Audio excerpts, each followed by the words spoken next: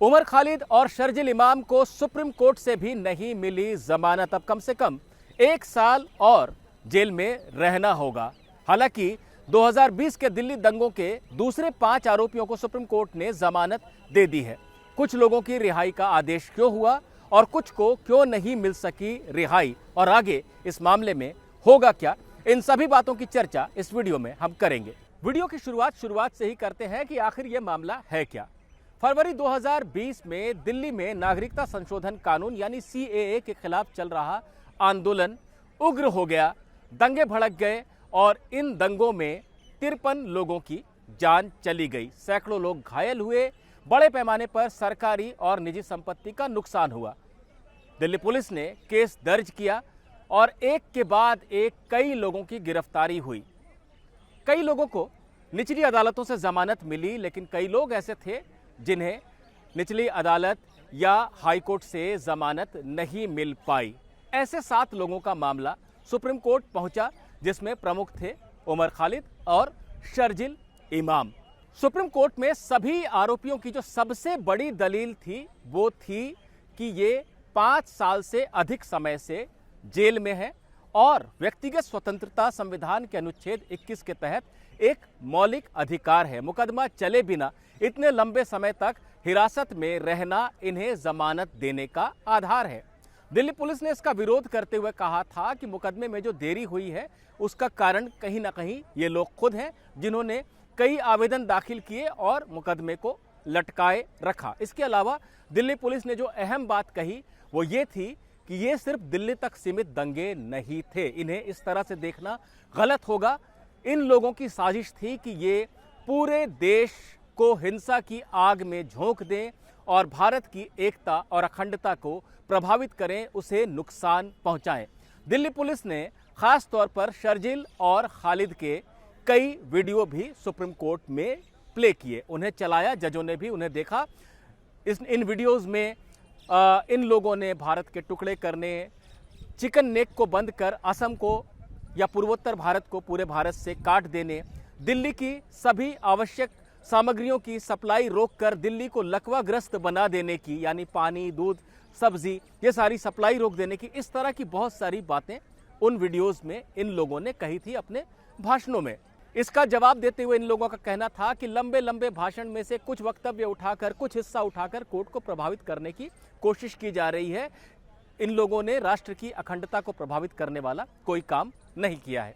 अब supreme court के justice Arvind Kumar और जस्टिस NV अंजारिया की बेंच ने अपना फैसला दिया है। इन जजों ने यह माना है कि संविधान जो व्यक्तिगत स्वतंत्रता का मौलिक अधिकार देता है वो बहुत अहम है, और अगर लंबे समय तक बिना मुकदमे के कोई हिरासत में बंद हो तो वो जमानत का आधार बन सकता है। लेकिन जो भी मौलिक अधिकार संविधान ने दिए गए हैं उन्हें कानून के तराजू पर तौलना होगा। और यहां पर आ जाती है बात UAPA यानी गैर कानूनी गतिविधि निषेध अधिनियम की धारा 43D(5), जो कि UAPA के मामलों में जमानत की शर्तों को कड़ा बनाती हैं। इन शर्तों में यह बात भी आती है कि जो आरोपी जमानत मांग रहा है उसे प्रथम दृष्टया यह साबित करना पड़ेगा कि जो आरोप उस पर लगे हैं वो गलत है, यानी जिम्मेदारी आरोपी पर है कि वो साबित करके दिखाए। तो एक बहुत सख्त धारा है जो कि जमानत को बहुत कठिन बना देती है। जजों ने कहा है कि 5 लोग जिन्हें हम जमानत दे रहे हैं उनकी भूमिका थोड़ी कमतर है, हल्की है, इसलिए उन्हें संविधान के अनुच्छेद 21 का लाभ हम देते हैं कि वो लंबे समय तक बिना मुकदमे के जेल में बंद हैं। लेकिन 2 लोग, शर्जिल इमाम और उमर खालिद, इनकी भूमिका बहुत अहम है, केंद्रीय भूमिका है पूरे दंगों में। इनके लिए वो लाभ नहीं दिया जा सकता है। इन्हें UAPA की धारा 43D(5) माफ कीजिएगा, कि जो शर्तें हैं उनसे गुजरना होगा। उनको ऐसी हम रियायत नहीं दे पाएंगे, इसलिए इन्हें जमानत हम नहीं दे रहे हैं, ऐसा सुप्रीम कोर्ट ने कहा है।